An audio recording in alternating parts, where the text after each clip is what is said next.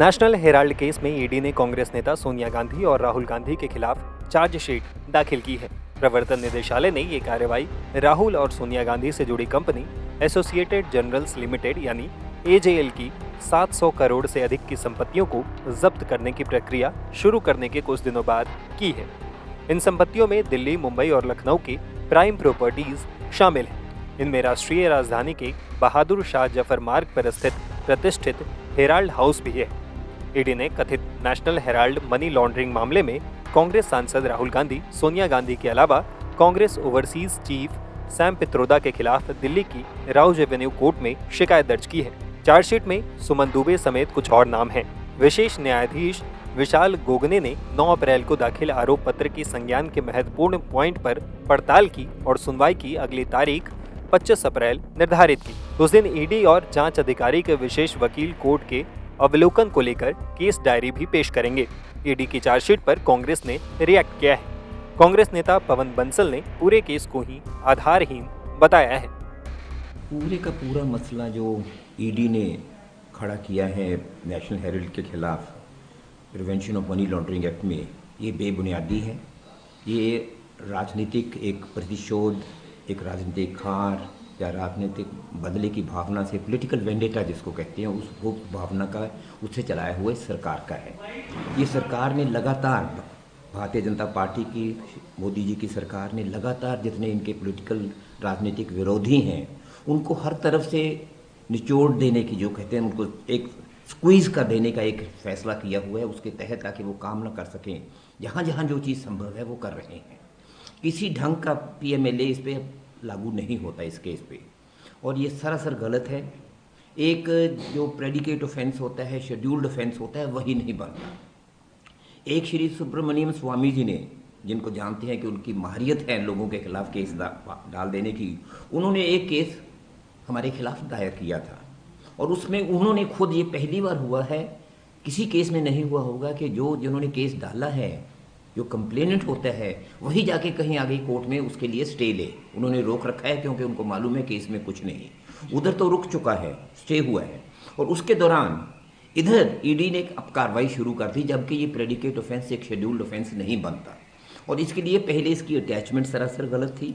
Attachment के बाद इसकी आगे अगर कन्फिस्केशन की, या कब्जा लेने की कोई बात करते हैं, जैसे नोटिस वहाँ लगा दिए, वो सरासर गलत हैं और सिर्फ पॉलिटिकल वेंडेटा का एक नतीजा है जिसके कारण वो ये कर रहे हैं। हमें विश्वास है, हमारे जो न्यायालय हैं उनमें पूरा विश्वास है कि आखिर में जीत हमारी होगी। वो कुछ इसमें साबित नहीं कर पाएंगे। एक लंबे समय से, इलेक्शंस के समय इसको बिल्डअप कर देते हैं, फिर रुक जाते हैं, फिर कोई अलग बात पे करते हैं, और मुझे पूरा विश्वास है कि वो इसमें कामयाब नहीं हो सकते, क्योंकि ये उसमें कोई बुनियाद इस बात की में है ही नहीं। बल्कि उनका तो अब एक ये प्रयास है नेशनल हेराल्ड के खिलाफ ये करने का कि जो अखबार हम चलाते हैं, अपना व्यू भेजते हैं, उसको भी दबा दिया जाए, उतना भी नहीं हो पाए। और अभी जो हमारा एक सेशन, बड़ा ज़बरदस्त शानदार सेशन कांग्रेस का एक स्पेशल मीटिंग हुई अहमदाबाद, उससे भी शायद घबराहट होगी कि एकदम और कार्रवाई आगे करने के लिए इशारों पे करते हैं। एक ऐसा माहौल बनाया हुआ है देश में कि आज राजनीतिक बातें ऊपर हैं, उसके तहत संविधान कोई चीज़ नहीं रहा इनके आगे। संविधान को किस हिसाब से तोड़ मरोड़ देते हैं, जितनी हमारी इंस्टीट्यूशंस हैं वो कोई नहीं रही। बस उसका एक सीधा नतीजा, उसका एक रिफ्लेक्शन यहाँ इस केस में हो रहा है कि भारतीय जनता पार्टी आज डेमोक्रेसी के साथ, लोकतंत्र के साथ देश में क्या कर रही है। कांग्रेस नेता जयराम रमेश ने एक्स पर पोस्ट में लिखा कि ये प्रधानमंत्री और गृह मंत्री की ओर से की गई बदले की राजनीति है। जयराम रमेश ने लिखा, नेशनल हेराल्ड की संपत्ति जब्त करना कानून के शासन का मुखौटा पहने हुए राज्य प्रायोजित अपराध है। सोनिया गांधी, राहुल गांधी और कुछ अन्य लोगों के खिलाफ चार्जशीट दाखिल करना प्रधानमंत्री और गृह मंत्री की ओर से बदले की राजनीति और धमकी के अलावा कुछ नहीं है। हालांकि कांग्रेस और उसका नेतृत्व चुप नहीं रहेगा। सत्यमेव जयते। ईडी का कहना है कि यह कार्रवाई मनी लॉन्ड्रिंग एक्ट पीएमएलए के तहत की जा रही है। नेशनल हेराल्ड का प्रकाशन एजेएल करती है। इस कंपनी का मालिकाना हक यंग इंडियन प्राइवेट लिमिटेड के पास है। सोनिया गांधी और राहुल गांधी दोनों की कंपनी में 38% हिस्सेदारी है। इस वजह से वे कंपनी के सबसे बड़े शेयर धारक हैं। प्रवर्तन निदेशालय ने बताया कि ये कार्रवाई एजेएल मनी लॉन्ड्रिंग मामले की जांच का हिस्सा है। ये जांच मनी लॉन्ड्रिंग एक्ट 2002 की धारा 8 के तहत की जा रही है। साथ ही मनी लॉन्ड्रिंग, अटैच या फ्रीज की गई संपत्तियों पर कब्जा नियम 2013 के संबंधित प्रावधानों का भी पालन किया जा रहा है। इसका मतलब है कि वे उन संपत्तियों को अपने कब्जे में ले सकते हैं जिन्हें उन्होंने अटैच या फ्रीज किया है। वहीं बीजेपी लगातार इस मामले पर गांधी परिवार पर हमला करती आ रही है। कांग्रेस पार्टी क्या कहती है? आजादी की लड़ाई में हम ही लोगों ने काम किया, ये उनका दावा होता है ना। ठीक है, अब कितनी गांधी जी की कांग्रेस बची है, राजेंद्र बाबू, सरदार पटेल की, वो एक अलग विषय है। लेकिन पहले इन्होंने आजादी की लड़ाई को अपने परिवार में अप्रोप्रिएट कर लिया और उसके बाद उसी बिना पर परिवार की बादशाहत शुरू हो गई। मतलब इंदिरा जी, फिर राजीव गांधी, फिर सोनिया जी, फिर राहुल गांधी। राहुल गांधी का दावा कि पीएम तो वही बन सकते हैं जो कांग्रेसियों का दरबारी गान चलता रहता है। ये जो पूरी कहानी है नेशनल हेराल्ड की, वो क्या कहती है कि ये फैमिली सिर्फ पार्टी की लिगेसी और फ्रीडम मूवमेंट की लिगेसी नहीं कंट्रोल करती है, जो उस फ्रीडम मूवमेंट की जो प्रॉपर्टी लिगेसी है, मूवेबल प्रॉपर्टी है, इमूवेबल प्रॉपर्टी है, उसको भी अपना पर्सनल प्रॉपर्टी बनाती है।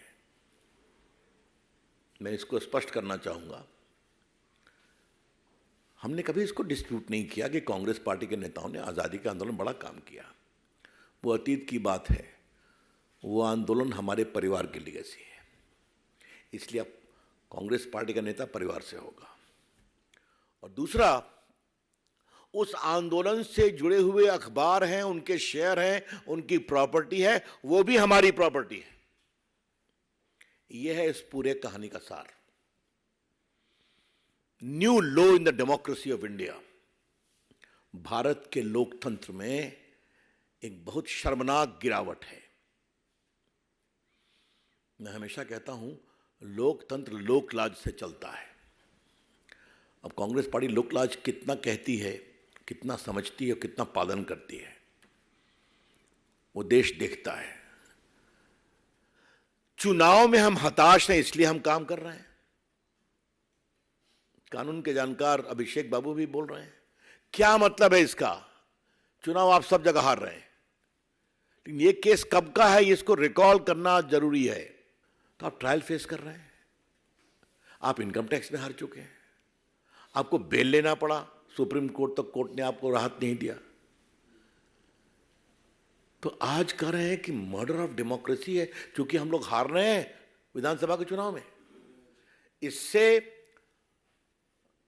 बेसिर पैर की बात हो नहीं सकती। राहुल गांधी अपने दरबारियों को कहिए कि आपको प्रोटेक्शन में वो आगे आते हैं, थोड़ा होमवर्क क्यों नहीं करते? हाँ, तो वहां तो आप जानते ही हैं, जो दरबार में जितना स्तुति गाएगा उसका सम्मान उतना ही बढ़ेगा। लेकिन चूंकि लोकतंत्र के आहत होने की बात कह दी कि प्रमुख विरोधी दल को यह किया जा रहा है, तो मुझे लगा कि आज ये सारी बातें विस्तार से कह दें। The family must pay for its since. The Congress party family अपने भ्रष्टाचार, सत्ता के दुरुपयोग और संपत्ति के लूट का जवाब तो देना पड़ेगा ना आपको। हाँ, तो आप भागते क्यों हैं? या आपको अभी भी लगता है कि वो प्रॉपर्टी अभी भी आपकी है? और आपसे मैं कहूंगा, आप सभी अनुभवी पत्रकार हैं, ये बहादुर शाह जफर रोड पर क्या कीमत है प्रॉपर्टी की, बताइए आप। हाँ, और सब जगह प्राइम प्रॉपर्टी मिली इनको, कई तो बाद में मिली मोहाली वगैरह में। तो उसके मामले में बड़े दिमाग से काम होता था कि चूंकि इसको एक्वायर करना है अपने लिए, तो प्रॉपर्टी भी सरकार के द्वारा अच्छी लाई जाए। किसके नाम पर? फ्रीडम मूवमेंट के अखबार के पब्लिकेशन के नाम पर। और उसका क्या हुआ मैं बता चुका हूं। तो इसलिए हम इसकी टोटली भर्त्सना करते हैं, और हिम्मत है तो ईमानदारी से आप फेस करिए। इनकम टैक्स आपने फेस किया, आप हारे, बेल पर आप हैं, तो ईडी ने अटैच किया है, कंटेस्ट करिए। मनी लॉन्ड्रिंग का केस है, प्रोसीडिंग्स ऑफ क्राइम में फेस करिए, और करना ही पड़ेगा, बिल्कुल। कुल मिलाकर नेशनल हेराल्ड केस में गांधी परिवार पर चार्जशीट ने इस वक्त सियासी सरगर्मियां बढ़ा दी हैं।